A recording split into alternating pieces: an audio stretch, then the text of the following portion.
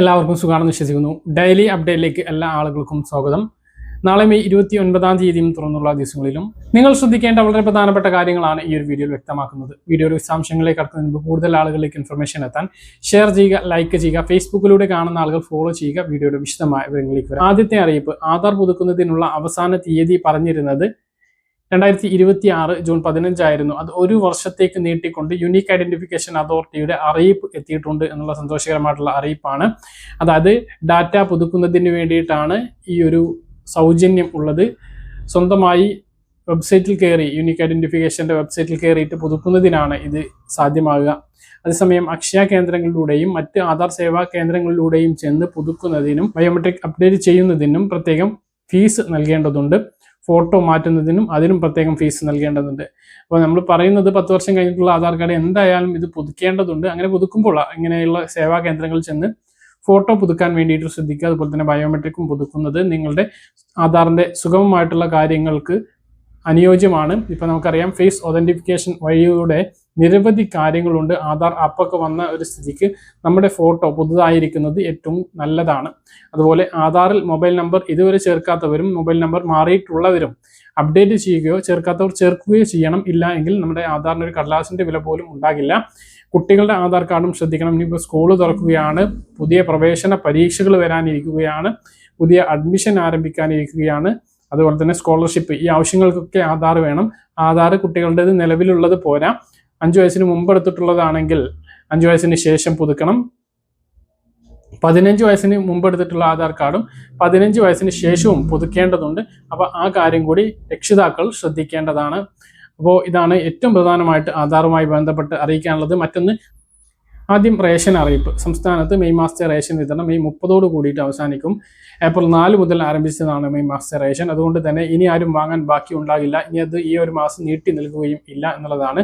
31 തീയതി ഞായറാഴ്ച കൊണ്ട് തന്നെ അത് നീട്ടി നൽകില്ല. പിന്നെ ജൂൺ 1 തീയതിയും സംസ്ഥാനത്ത് റേഷൻ കട അവധിയായിരിക്കും. ജൂൺ 2 തീയതി മുതലാണ് സംസ്ഥാനത്ത് ജൂൺ മാസത്തെ റേഷൻ വിതരണം ആരംഭിക്കുക. അപ്പോൾ ആ കാര്യം എല്ലാവരും ശ്രദ്ധിക്കുക. ഇനിയും വാങ്ങാൻ ബാക്കിയുള്ള ആളുകൾ റേഷൻ കടയിലെത്തി വാങ്ങാൻ വേണ്ടിയിട്ട് ശ്രദ്ധിക്കുക.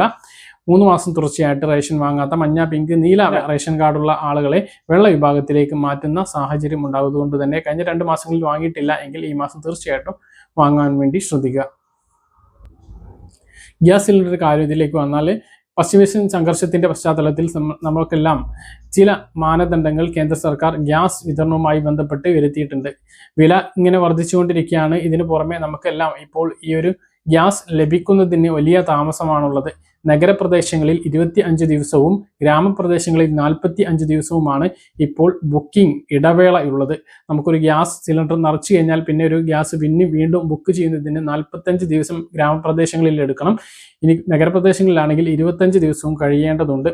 അപ്പോൾ ഈ കാര്യം എല്ലാ ആളുകളും ശ്രദ്ധിക്കേണ്ടതാണ്. അപ്പോൾ ഈ ഒരു നിബന്ധന ഇപ്പോഴും തുടരുകയാണ്. KYC ചെയ്യാത്തവർക്ക് ജൂൺ മാസം മുതൽ ഗ്യാസ് ഉണ്ടാകില്ല എന്നുള്ള അറിയിപ്പുകൾ വരുന്നുണ്ട്. എത്രത്തോളം കൃത്യമാണ് എന്നറിയില്ല.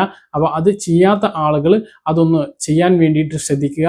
അത് അക്ഷയ കേന്ദ്രങ്ങളിൽ എത്തിയിട്ട് കഴിയുന്നതാണ്.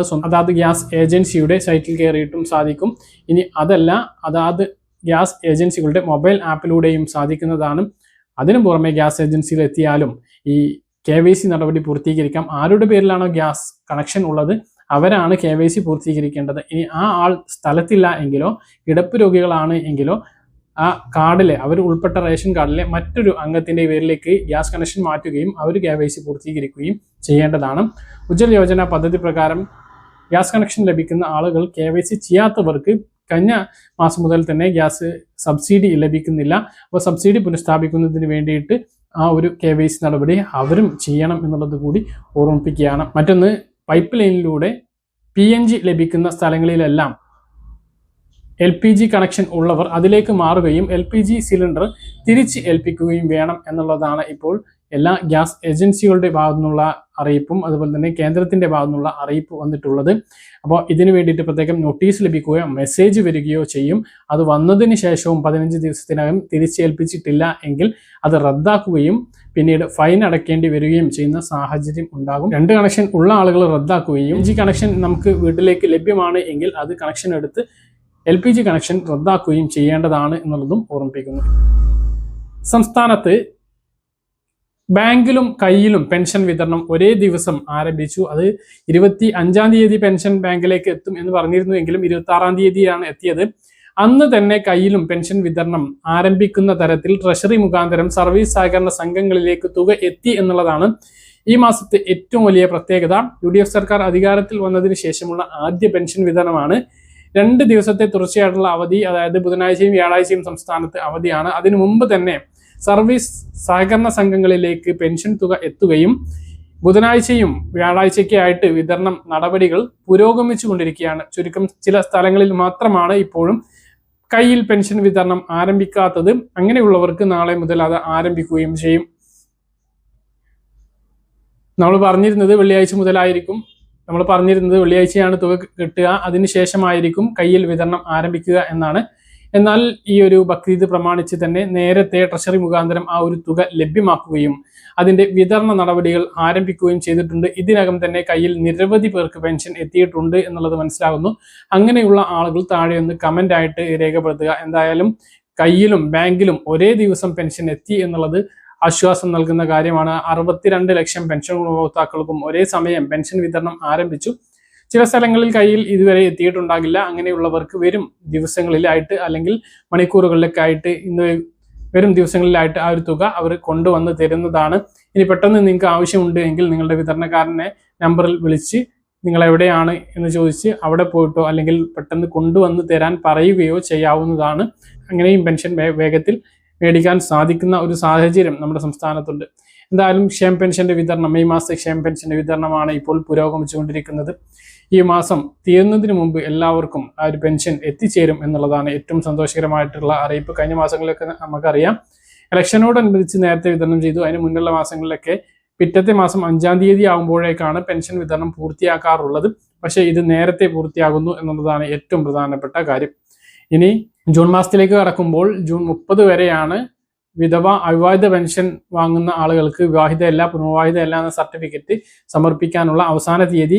മാർച്ചിൽ അവസാനിക്കേണ്ടതായിരുന്നു. പിന്നീട് അത് 3 മാസം കൂടി ദീർഘിപ്പിച്ച് നൽകുകയായിരുന്നു കഴിഞ്ഞ സർക്കാർ. അതുപോലെ തന്നെ വരുമാന സർട്ടിഫിക്കറ്റ് സമർപ്പിക്കേണ്ട അവസാന തീയതിയും അടുത്ത മാസം 30 അപ്പോൾ അതിനു മുമ്പ് 2019 ഡിസംബർ 31 മുമ്പ് പെൻഷൻ അനുവദിച്ച് കിട്ടിയിട്ടുള്ളവർ വരുമാന സർട്ടിഫിക്കറ്റ് ഒരു പ്രാവശ്യവും കൊടുത്തിട്ടില്ലെങ്കിൽ അത് കൊടുക്കേണ്ടതാണ്. അതിനുശേഷം അതായത് 2020 ജനുവരി മുതൽ പെൻഷൻ കിട്ടിയിട്ടുള്ളവരാരും വരുമാന സർട്ടിഫിക്കറ്റ് കൊടുക്കേണ്ടതില്ല എന്നുള്ളത് കൂടി ഓർമ്മിപ്പിക്കാനും. അപ്പോൾ ഇതാണ് പെൻഷനുമായി ബന്ധപ്പെട്ട് ഏറ്റവും പുതിയ അറിയിപ്പായിട്ട് നിങ്ങളെ ഓർമ്മിപ്പിക്കാനുള്ളത്. ഇപ്പോൾ സ്ത്രീ സുരക്ഷാ പെൻഷന്റെ കാര്യം ഇതിനോട് കൂടെ ആളുകൾ ഇങ്ങനെ ചോദിക്കുന്നുണ്ട്. കമന്റിൽ നിരവധി പേരാണ് ചോദിക്കുന്നത്. എന്തായാലും ഈ മാസം അതില്ല എന്നുള്ളതാണ് നമുക്ക് ലഭിക്കുന്ന വിവരം. കാരണം LDF സർക്കാർ കൊണ്ടുവരികയും നിർത്തുകയും ചെയ്ത പരിപാടിയാണ്. അപ്പോൾ അത് ഇനി കൊടുത്തു തുടങ്ങണമെങ്കിൽ പുതിയ സർക്കാർ അത് വീണ്ടും തുടങ്ങേണ്ടതുണ്ട്. അപ്പോൾ ഈ മാസം അത് കിട്ടുന്നില്ല എന്നുള്ളത് തന്നെയാണ് അറിയിപ്പ്. ജൂൺ മാസത്തിൽ അത് ഉണ്ടാകും എന്നാണ് പ്രതീക്ഷ. പുതിയ അപേക്ഷകൾ അതിൽ സൈറ്റ് ഓപ്പൺ ചെയ്ത് പുതിയ അപേക്ഷകൾ വീണ്ടും ആരംഭിച്ചിട്ടുണ്ട് എന്നുള്ളതൊരു പ്രതീക്ഷ നൽകുന്നുണ്ട്. പറഞ്ഞ കാര്യങ്ങൾ കൃത്യമായിട്ട് മനസ്സിലാണെന്ന് കരുതുന്നു. ഇതുപോലെ ഇൻഫർമേഷൻ ലഭിക്കാൻ ചാനൽ സബ്സ്ക്രൈബ് ചെയ്യുക, ബെൽ ഐക്കൺ എനേബിൾ ചെയ്ത് വെക്കുക. മറ്റൊരു വീഡിയോയുമായി നമുക്ക് കാണാം. ദൂരേക്കും ബൈ.